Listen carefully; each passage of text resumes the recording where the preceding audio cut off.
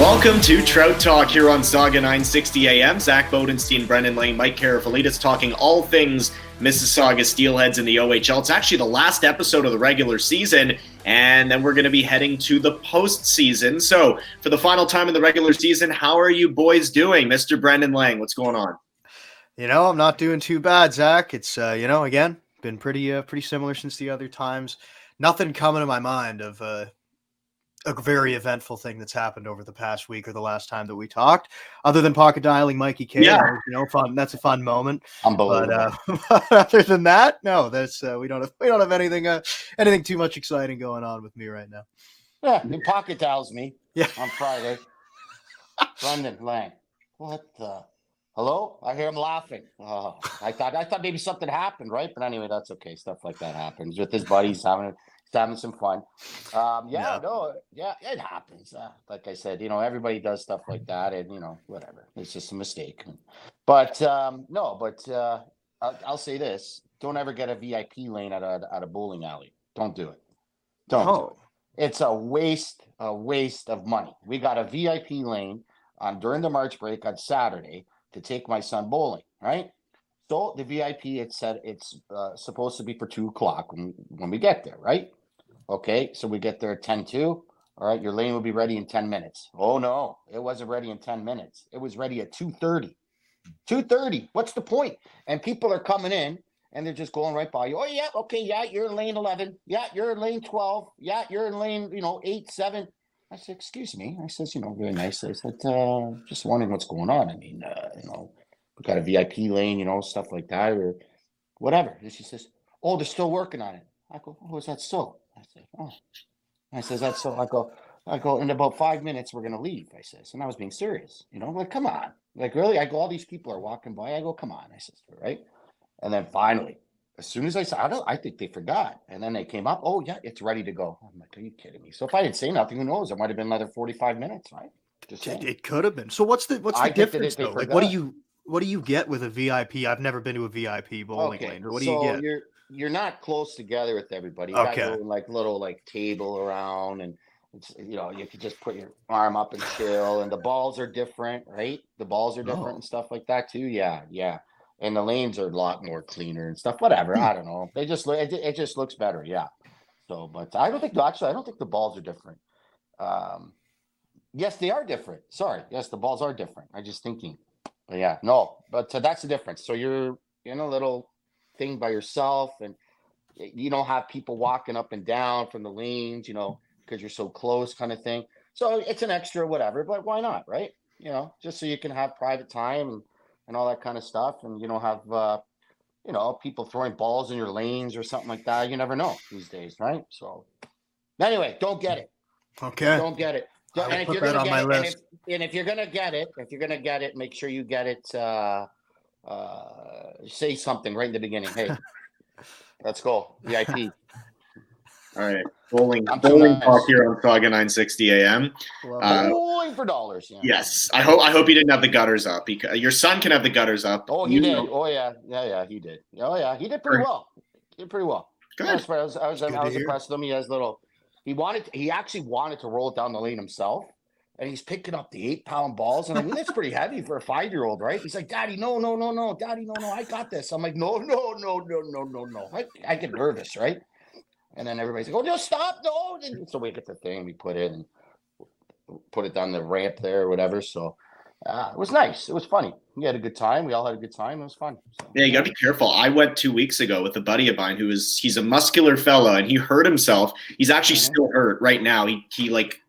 I want to say he stretched something in his bicep. He just got an ultrasound, and it was because he literally just had I think it was a 14, 13-pound ball and just went the wrong way. And so, yeah, you got to be careful. I mean, it's not nothing, but bowling is fun. Bowling's fun. So, definitely hope everybody enjoyed their March break. We're back now. Heading towards the playoffs here in the OHL. In fact, by the time this airs, we will know who the Steelheads are playing. The regular season will be over for them. And, it's been a great stretch. As we record it right now, we can only really remember one regulation loss in the last 15 games or so. The team has been rolling on all cylinders, Brendan. So it was no different against the Brantford Bulldogs. That big win. Yeah, I mean that was a huge win, and that's coming off beating the Niagara Ice Dogs the day before that as well, or earlier that weekend, I should say, for the Steelheads. And it was kind of a close game against Niagara, maybe not something that you necessarily expect, but it seems like every time those two teams face off, there is always some kind of theatrics in those games. So hey, they got the 2 points. That's really all that matters. And then they go into Brantford, and they've shown that they can win in Brantford. They've done it before so far this season, and they go in there 7-2 the win. And it was really a beatdown from the beginning. Like, Ivan Kovic played really, really well in the net for the Steelheads, and I know we say that pretty much every time either one of them are in the net. We always say that they played a great game.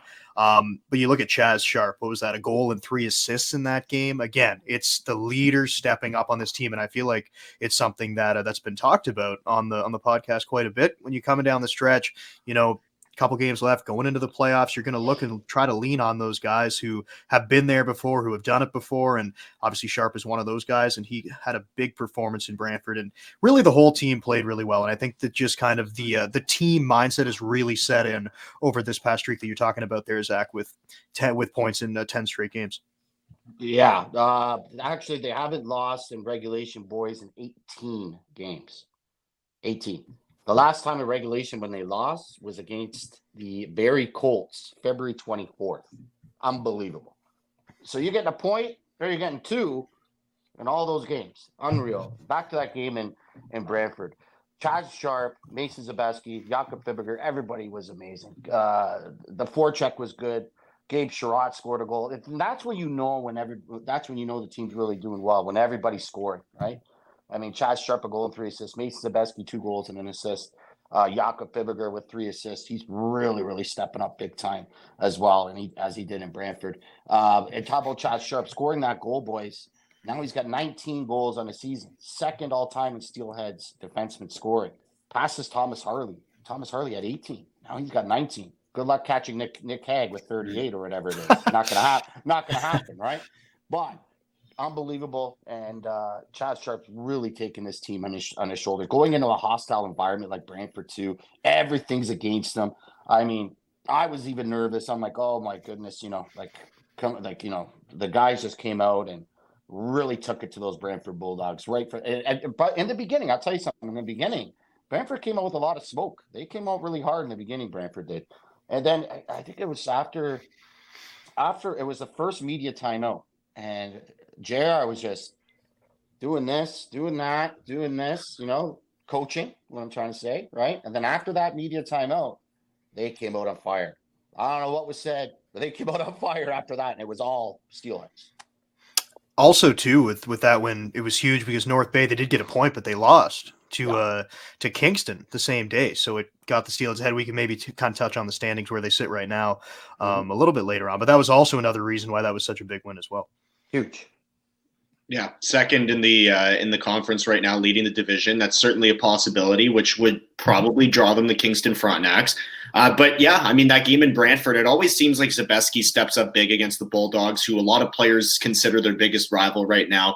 He's been phenomenal this year. But Chaz Sharp, I mean, I talked about him the other day on the show, and I talked about him on the broadcast, and he is one of the best defensemen in the OHL. It's not far-fetched to say he's a top 10 overall defenseman in the OHL right now. He told us in the summer on Trout Talk, he just wants to dominate. Brendan, he's dominating on all sides of the puck right now. Yeah, he really is. I think also he said he wanted to dominate. He also talked about his offense a little bit, shooting the puck a little bit more is something that he wanted to start doing this year. And obviously it's completely worked out for him. Mikey just said it, 19 goals on the season now for him. And it's not just the offensive side. Obviously you love what you're going to get out of a defenseman on the offensive side of the puck, but it's more so on the defensive end. And you know that you can put him out there in any situation. And he's that guy that can eat a ton of minutes. And I think that's one of the most important things in a playoff series and trying to make a deep run into the playoffs is if you have that stud defenseman that can eat a ton of minutes, play against the other team's top players. And when you have that, it just kind of takes the load off of a lot of other guys. And Chaz Sharp has 100% been that guy. Honestly, from the beginning of the season, like there hasn't really been a downswing at all in his play. Like every time he goes out there, you know exactly what you're going to get from him. I think there was only one downfall, and hopefully he's okay. Dean Locust got pushed from behind, if you guys remember, by Daniil Sobolev of the Bulldogs, and he went in hard into the boards, and it was a penalty against Sobolev. He came off of the ice holding I'm not sure, his arm or something like that. So hopefully Dean Locus is okay. Dean Locus, he's 1 assist away from 100 career points. Dean Locus, how about that too? A couple of stats, Luke Misa 2 points away from 150 career points. It's been a year of milestones, but just to say, hopefully Dean Locus is going to be okay because they're going to need him down the playoff run. Also sounds like Porter Martone will be back for game 1 of the playoffs with that upper body injury. So, yes, health is so important. And we know after a long 68-game season, not everyone is going to be 100% going into the playoffs. That goes for the Steelheads, and it goes for their opponents as well. But you're definitely going to want your team at full strength. Obviously, that goes without saying. But, this is also the first test for a lot of these guys in the postseason, but not for Ryerson Leanders. If you guys had to lean one way right now, who's getting game 1 in net? Because you can kind of go either way with this. It's really not like it's 1A, 1B. Who you guys got for game 1 if you're coaching the Steelheads? It's a tough question. I think first of all, you're going to see both of them in the series. Like, I think that's a given. I do think Ryerson Leanders probably gets game 1 because he's got the experience playing in the playoffs. We know what he played last year against North Bay. But either way, you're going to feel confident with either guy. And then I honestly don't think that it's like, oh, Ivan Kovac's going to go in there. He doesn't have any experience, so, we're worried with him in there. I don't think that would be the case at all. I just think that they probably do lean Leanders a little bit with him having a little bit of that playoff experience. Yeah, I'm going with Leanders. I'd go with Leanders game 1 as well. He had that experience. I could, 100%. I got to piggyback what you're saying, Brendan. He had that experience last year against North Bay. Played pretty well against North Bay in that first round as well. So he has that experience. You have to give the nod to Ryerson Leanders, 100%. Yeah, I would definitely agree. Again, you can't go wrong, but when it comes to experience, the players have told us that it is a different game. It's the biggest hockey cliche. Playoffs are a different game, but they really are. And, stylistically, James Richmond's team is going to have to keep that structure, stay tight in front of their goaltenders who have been phenomenal this year, and I think they're going to be in pretty good shape. All right, so let's take a break. We'll come back, and we will bring you an interview with one of the Steelheads, the last one of the regular season as we head towards the playoffs. This is Trout Talk on Saga 960 AM. Welcome back to Trout Talk here on Saga 960 AM, all things Mississauga Steelheads and the OHL. Zach Bodenstein, Brendan Lang, Mike Karafalides, and now we're joined by Steelheads forward William Eggleton. We think of him as a rookie. Technically, he's not a rookie, but Will, what's going on, man? How are you? Not much. How are you guys? We're all good. Good, man. You just had some dinner, eh? What was on the menu? Oh, we actually went to the Keg. It was a pretty nice dinner. What kind of steak did you have? Oh, I actually got the burger. I got the burger. Stevie got the steak. Oh, okay. So you went to the Keg and you got a burger? Yeah. All right, fair enough. I like that. Hold on. I've never had, the reason why I said, because I've never had a burger at this Keg. That's why I'm asking. All right. Good stuff. Yeah, How was it? It's pretty good. Medium rare? Medium? What'd you have? Just regular. I don't know how they cook it. It's just regular. You just said don't worry, just go. Yeah. All right. All right. Well, thanks for joining us anyway. It's been a while. We've been meaning to get you on, but we're glad that we have you now. So obviously, it's that time of the year. Let's talk about the playoffs. In your mind, what does this team have to do to have success in the postseason? We just need to keep what we're doing right now. We're kind of clicking and we're doing pretty good. So, we just got to keep working hard and play as a team, stuff like that. And I'm sure we'll be good. And Zach mentioned it there, kind of a rookie, kind of not a rookie. Got into some games last year, scored your first goal last year in the OHL. Kind of, you were in the same boat as McGregor, playing on the same U18 team last year as well. So how was the experience, coming in, getting some games under your belt, kind of helped you here in your first season here with the Steelheads, first full season, I should say, in the OHL? Yeah, getting some games last year was really big for me. Seeing the speed and the physicality was really important. And it definitely helped me out.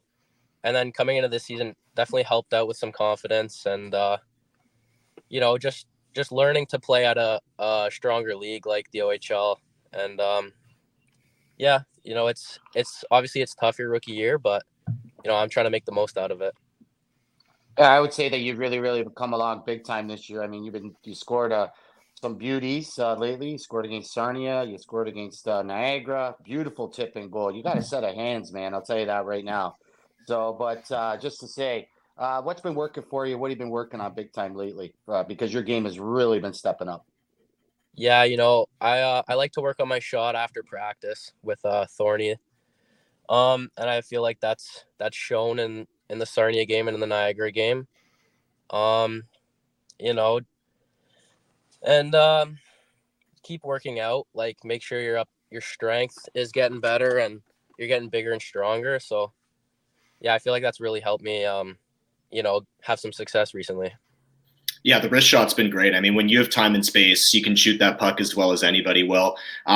You mentioned strength, you mentioned training and trying to get into shape here. Who's kind of putting your workout routine together? Is that a team thing where you've got one person putting it together, or do you have somebody privately who's putting that together for you? No, I actually do all of my working out with Binna, our athletic therapist there. He's really good with us. Focuses a lot on legs, strength and power, as well as a bit of agility.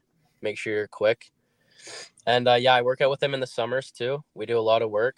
Parker's there too. McGregor's there too. So, we are all working together with Binna. So he's really good.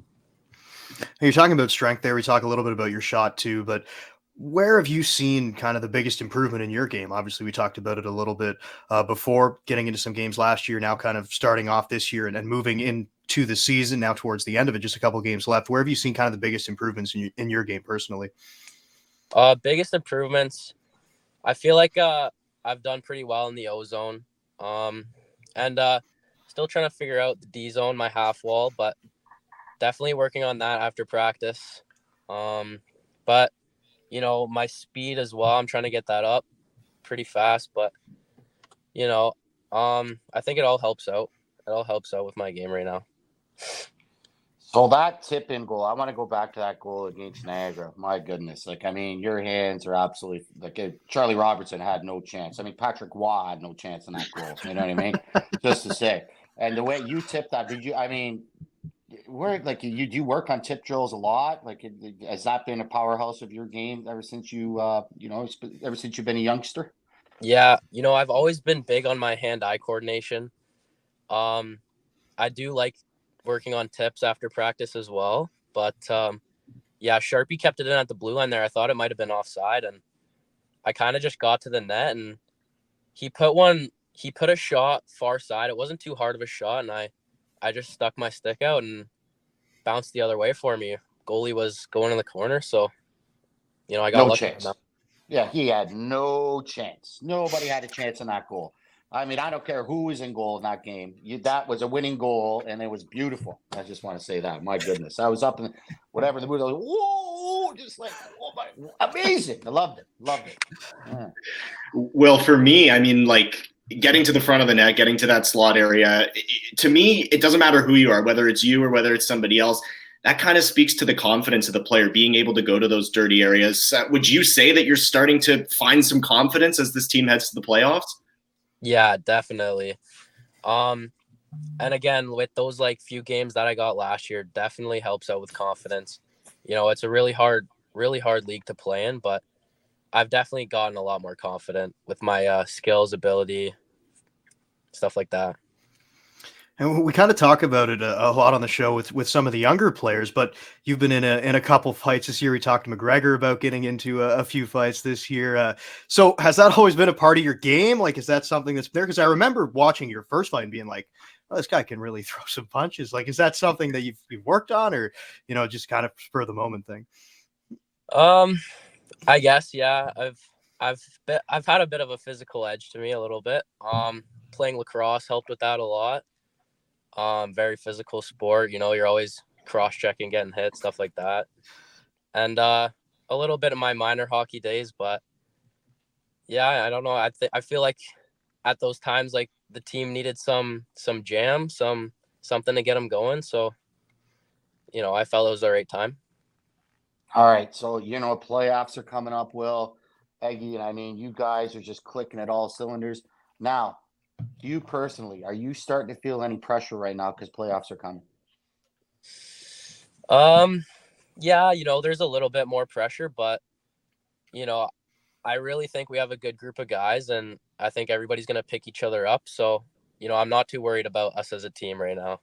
How about yourself? How are you feeling? Yeah, I'm feeling good. I'm feeling really excited for my first few playoff games coming up. But there is, a little bit nervous for sure, because much faster, much harder, right? So it should be fun though.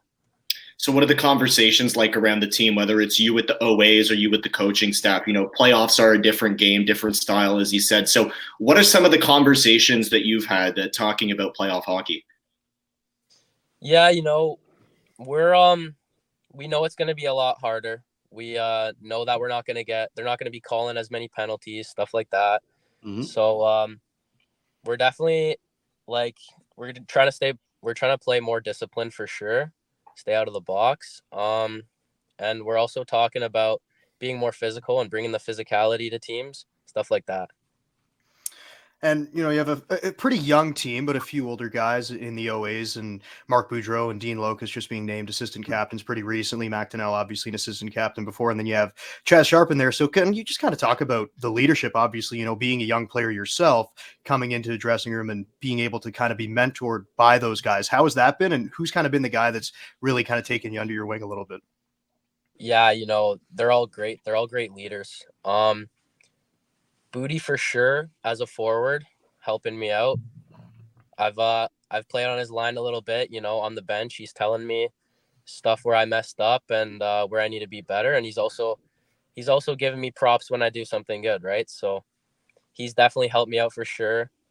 And Sharpie as well, being a big leader in the room, kind of showing us the way of like how to be an OHL player, stuff like that. So, and they've all been really good to us. So. All right. So I asked this to everybody. I'm going to ask you the same thing. Your favorite arena to play in, and you cannot say London, and you cannot say Kitchener. 3, 2, 1, go. Kingston. Aha. Oh, you're the second Kingston. Okay. Yeah. Why, Really? why Kingston? Yes. All right. I like the rink. I think it's pretty cool. Because you had a great game there. That's why. I did. And you're a player of the game. I did play one of my best games in Kingston for sure. Yes, you did. I have to ask you about that. Okay, so you have to like the piggyback of what you're saying. I mean, no disrespect to, but to the Kingston people or anything like that. But you had an interview after the game, and they called Coach Henderson. I had Coach absolutely Henderson. No clue. I had no clue who she was talking about. I didn't even. I heard after. And then JR was saying, well, apparently I'm Coach Henderson. You remember after, whatever. And that was the joke. So that was the joke. Okay, so tell everybody about that. That was actually pretty funny. Yeah, so she's interviewing me, and she keeps talking about Coach Henderson. And I'm like, I have no clue who she's talking about. I thought maybe it was like Kingston's coach, maybe Ottawa's coach. I have no clue. But she was actually referring to JR. So I don't know. I was lost. And then he was kind of giving it to me in the bus afterwards about that. I'll never forget is your eyes in the interview, because I rewatched the game after, and then when the interview was happening, and your eyes just kind of looked to the side like, what? Where am I? Like, what's going on here? I don't remember what should I say, but anyway, I just had to go back to that. But Kingston, great choice. You had a great game there, and man. Yeah, it was an unbelievable game. Great choice. Kingston's not bad. Good arena. Could be a first-round matchup. You never know. Yeah, it could be. Hopefully. Yeah. Mm-hmm. That's such an awkward position to be in. Like, as a reporter, number one, like you got to know what you're talking about, right? And then as the player being interviewed, you're like, you don't want to call them out on the spot, but at the same time, you're so confused. So, it was my first like OHL interview too. Like, I have no clue. She's talking about Coach Henderson, like. And obviously, I don't want to like put her on the spot on for sure. Yeah, no. I kind of just very nice, very respectful. You know what happens. Yeah, very professional for your first one too. Very good. Let's talk about Mississauga, because you grew up in Mississauga. You played your minor hockey there, and then you were drafted by them. So kind of a full circle thing. Were you going to Steelheads games as a kid? Were you following the OHL? Yeah, I went to a bunch of Steelheads games as a kid. Was definitely a big fan of the Steelheads. And so, I played on the Sens, which we played on Rink 4 of the Paramount Fine Food Center, right? So Really, I haven't left the Paramount 5 Food Center. I think it's definitely amazing to be drafted by Mississauga. I was really excited, and I still live at home, so that's pretty good too. So Oof, I'd say. Hey, yeah, it all works Wow. out. You're talking about playing in Mississauga. We talk about the draft, and then you played a few games there, went back to the GTHL. But what was the process like this time around, knowing you'd made the team to start the season and in training camp and all that stuff? yeah, making the team as like a full-time player was definitely really exciting. And like there's a lot I was looking forward to. Like I didn't get too many like road trips. So like road trips with the boys are a lot of fun, stuff like that. Just being like all around an OHL player was really exciting. All right. So who do you of all the people? I mean, you got to have somebody you model your game after, right? Yeah, I like to watch Mitch Marner. I like his style. He's quick. He moves the puck. Pretty offensive guy. So I like to try to model my game after him. I love watching the Leafs. You're And just a grinder, though. You're just a grinder. So Mitch Marner, I'd say you're probably. I don't know. Yeah, I can see that because you got the same kind of hands as Marner. I can yeah, see like that. his offensive Yeah. stuff. Yeah, for sure. Definitely. Good choice. So you talked earlier about trying to, perfect the defensive game. You said Boudreaux's been helping you out a little bit. He's pretty good on the defensive side. What are some of the tools and some of the resources that you're looking to in terms of fine-tuning your game, like conversations you're having, maybe watching some film? What's that process like to help the defensive game? Yeah, me and Thorny go over film a lot, almost every game, and we're kind of trying to fine tune the D zone, make sure we're not turning the puck over on the wall, and working on like after practice, I'll go down and he'll pass me a couple pucks, and we'll work on skating it out of the zone, moving it to the center, chipping it out, stuff like that. Really, just fine tuning the D zone.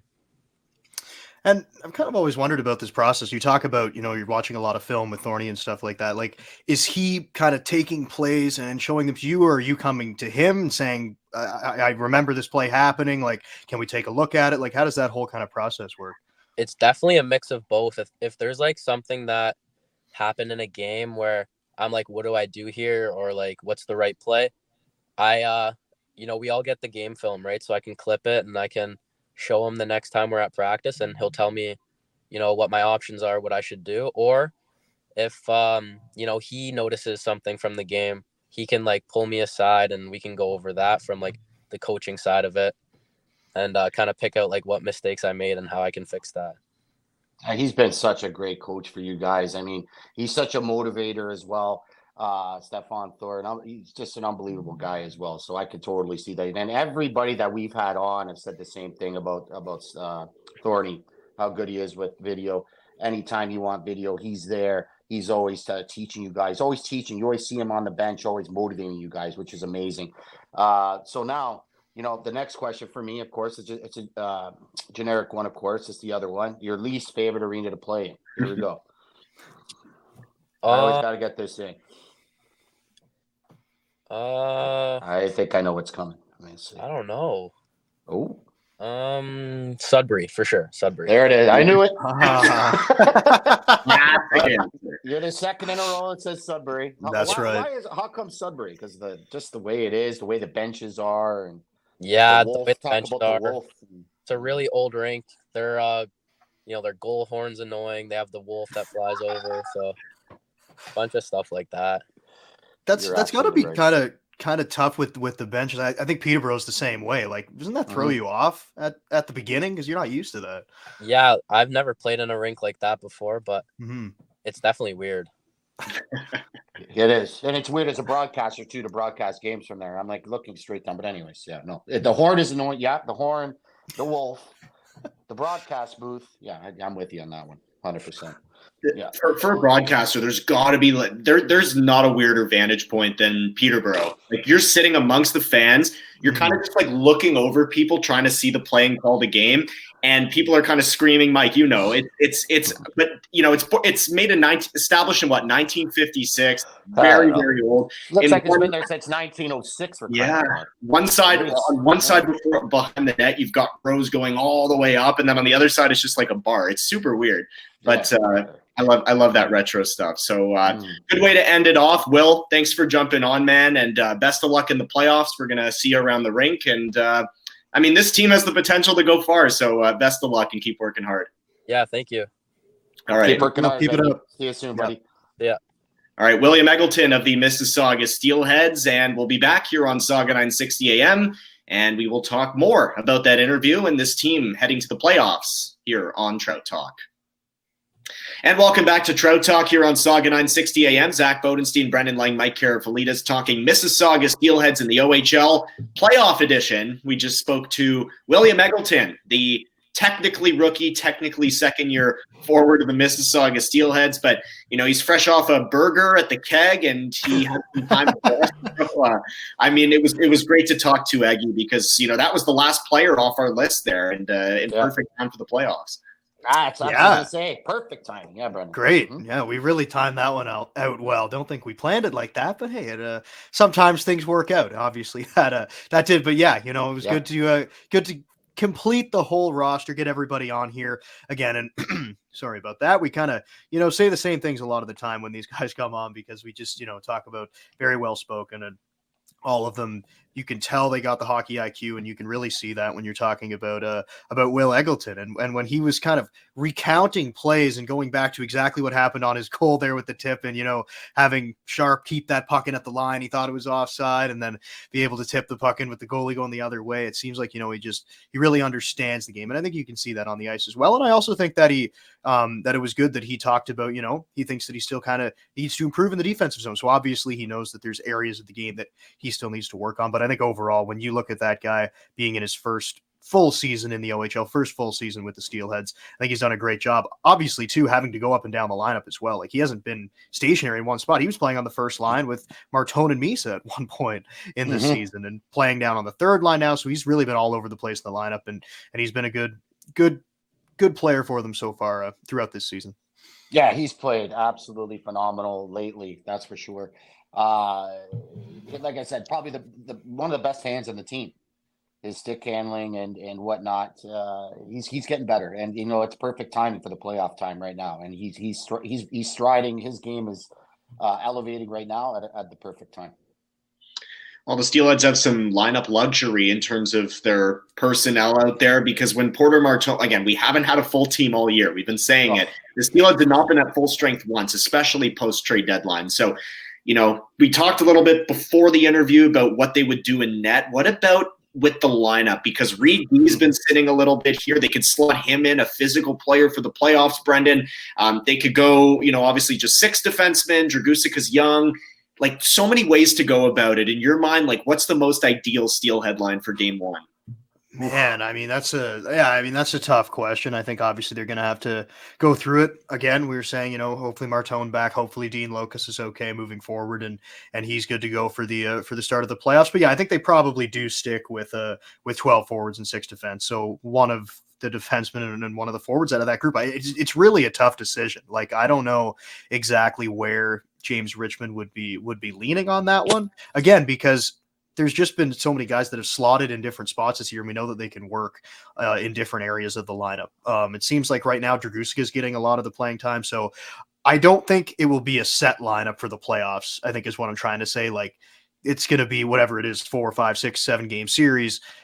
You're not going to see the same lineup every time. There's going to be players moving in and out. So I just think, whatever it is game 1, I don't think that it's necessarily going to stay that way throughout an entire series. Yeah, I think it's whatever works. Exactly. Yeah. And that's the beauty of a series too. Adjustments. You make adjustments on the fly. Things are good. You stick with it, Mike. But if you need to switch some things up, the Steelheads have that luxury. It's not like this team lacks depth. They've got guys to slot in that might not be playing every single game. Yeah, it's been like that all year pretty much, right, guys? I mean, one guy's not playing well, another guy steps in and next man up mentality, right? So it's just like you said, Zach, it's going to be on the fly, pretty much what I anticipate for the playoffs. It's going to be, who's hot, who's playing well, who played well in game one. He played well. Okay, Dragusic played well. He plays in game two. Dragusic could I'm just saying, for example, I don't know, or whatever. Luke Misa plays horrible. He's out of there game two. I don't think that's going to happen, but I'm just saying, right? I'm just saying in general. So you go with the hot hand on the fly.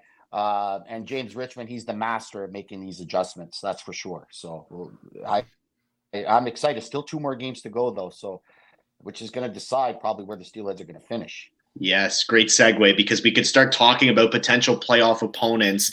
And I mean, last year was a team that was young. They were up and coming. They did a whole 180 at the trade deadline. Everyone was like, look at these young Steelheads go. Good for them, giving North Bay a fight. But no one's going to have any sympathy for this team because, Brandon, they're a legitimate threat to win the Eastern Conference. Who do you like in terms of who they could potentially match up against? I know it's a bit of a jinx question, but when you're looking at the Eastern Conference, like, who are you looking at that the Steelheads might or might not match up well with? It's always tough to discuss that. I was actually on the swing on Saga 960 this past Monday, and they kind of asked me the same thing, and I said I think probably staying where they are right now and playing Kingston, I feel like would probably be the spot that the Steelers would like to be in. Obviously, you want to win the Eastern Conference. It's still possible that they could do it. Looks like Oshawa is probably going to win it at this point. But yeah, I mean, again, I think every team that you come up against, there's going to be reasons why you want to play them, reasons why you don't want to play them. So I do think that every team that they could come up with definitely have some challenges there. But I'd say probably staying in second place and getting Kingston would be the draw that I think would probably work out the best for Mississauga. Yeah. I'm gonna agree with you, but I'm gonna say it because I don't want to jinx it. But I'm gonna knock on wood when I say that. So exactly. I'm going to say Kingston too, because I like the matchup. I think the Steelheads match up well with anybody actually in that Eastern Conference. They really do, in my opinion. But Kingston, I like round one. Give me Ottawa round one. Give me anyone round one. Really, I don't think it's going to be. I don't think it's going to be Brantford in that round one.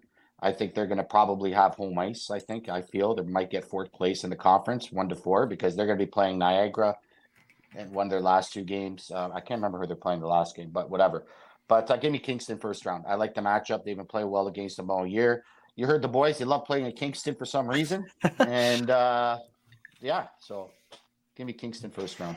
And they hate playing in Sudbury, which is an option. I mean, it might happen. That's a possibility. It could, 100%. I'll tell you what. Give me the over if that's a series. Give me the over in goals scored. Every game might be 8-7. We might get overs in penalty minutes. We might get overs all over the place. So,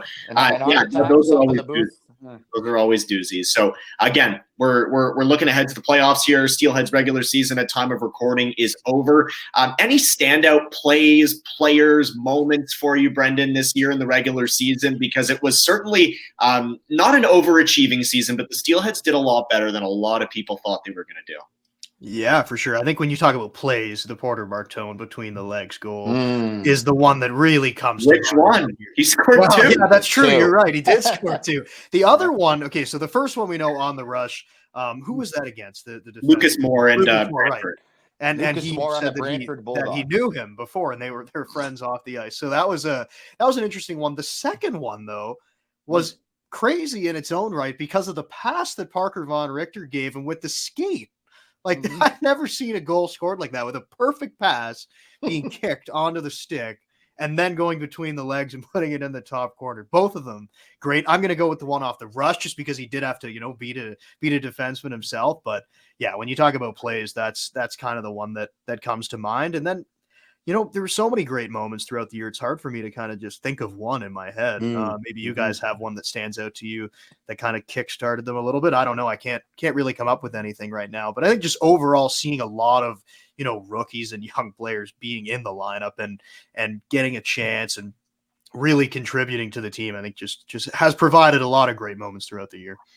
You know what? For me, it's been just overall team efforts. Seriously. If I could think of, I don't know, just the way they play as a team. To me, that's just been my go-to all year. I love the way they play as a team, and they just and again, I say it's cliche how, teams say we're close, but this team is really close. And they played well together all year long. The young guys and the rookies meshing together. I mean, you don't see that too often from OHL teams like this. I haven't seen this in a long time. But I'm going to say this. I'm going to say Chad Sharp's leadership for sure has been top of my list for sure. The way he's led this team, he never says die. He knows what to say in the dressing room to the guys. He knows how to talk to them off the ice as well. The perfect captain to me. Goal wise, well, I'd say this. You know what, you guys? I'll tell you right now. Parker Von Richter's shot against the Barrie Colts to win it. That was a perfect shot right to the glove hand side. I'll just say that. To me, that was. I'm going to say, obviously, I'm going to say the Martone goals. I mean, you know, but I'm just trying to go somewhere else here. But sure. But I really think that Parker Von Richter wrist shot was just an unbelievable snipe, boom, right in the top corner. So, yeah. Unbelievable snipe, and against a goalie that they really had trouble beating all year in Sam Hillebrand. And that made it even better. He's a good goaltender, that Sam Hillebrand. Yeah. Yeah, a lot to like from the Steelheads. And I mean, so many guys took steps. We saw the in-season progression, not just the year-to-year, but the adjustments they made throughout the year. For me, it's so hard to fathom how back-to-back years they churn out ridiculous rookie goaltending. Like, how do you get rookie goaltending like that? Not once, but twice back-to-back years. It's been huge for this team. I mean, all the players say it's the best duo that they've seen. They can't believe that they're, as young as they are. So just overall, again, this team build is phenomenal. The way they all buy in is fantastic. And the in-season progression, especially away from the puck for a few guys last week, I talked about Karmiris and Harding, but really a lot of them, in fact, all of them, I would say, have been making some adjustments and becoming better players. So last week we missed life tips, actually. Let's get back to it. Maybe we were we didn't have the wisdom last weekend. Maybe we do this week. So what's going on? Anybody have anything? Just don't get a VIP lane. Don't spend the extra money to get that VIP. Get a lane, whatever. Just don't deal that garbage that I dealt with. That's all I have to say. Nonsense. Absolute nonsense. I've got one more. It's not a life tip. I was just thinking about the moments and I was trying to go through. I have one more moment that I wanted to throw in there. Right. And that's Jakob Fibiger scoring 18 seconds into his debut in the OHL. First game of the year, first goal of the season for the Steelheads. I wanted to throw that one in there as well because that's one that when I was trying to go through thinking about the moments, that's one that kind of stands out to me. Not a life tip, but I wanted to get that in there as well. That just seems like yesterday, huh? I know, it really does. Like it just seems like yesterday when he got his first OHL goal. It seems like the season just started yesterday. And these guys talk about, how fast it is to be in the OHL from 16 to 20, how fast it goes, these overagers. I could see this season just flew. It's just gone. Yeah. We launched this show in the summer. I remember we were talking to James Richmond first. We were talking about the golf tournament, talking to, Hardy and Callahan, and now we're talking about the playoffs. I mean, it's been flying by, but it's been a lot of fun. And this team has really, again, exceeded expectations, but deservedly so. They play the right way. Everybody's buying in, and everybody has really improved. We've seen a lot of things progress from September to March. Okay, so for Mike Karafalidis, Brendan Lang, I'm Zach Bodenstein. Have yourself a fantastic weekend, and we'll see you in the playoffs. This is Trout Talk on Saga 960 AM.